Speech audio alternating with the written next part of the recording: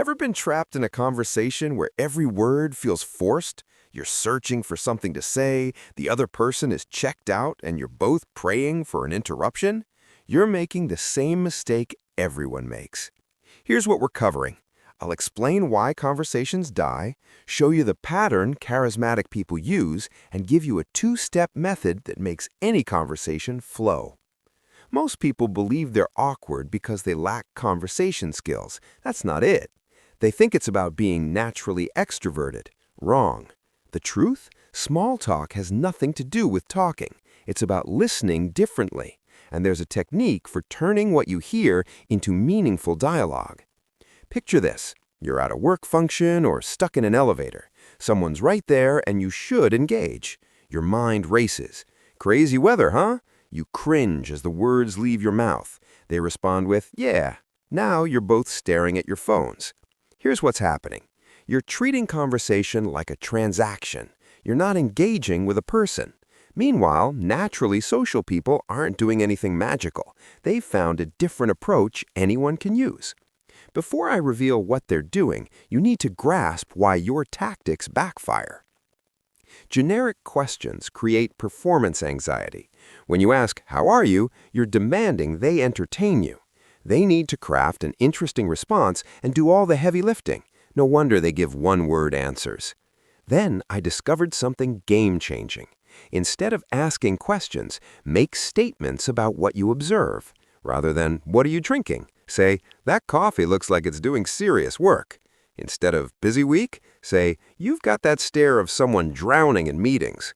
This works because you're eliminating pressure while creating intrigue. You're not interrogating, you're simply reflecting something you noticed.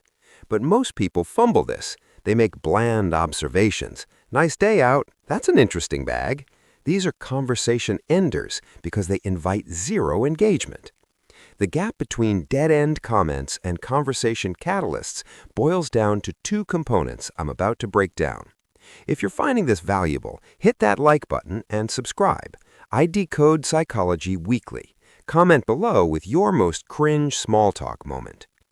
The two elements of compelling observations are emotional resonance and open loops.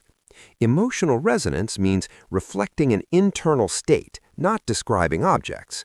Not "cool jacket," but "that jacket screams, I refuse to be boring today." You're naming something they're feeling. Open loops create curiosity gaps.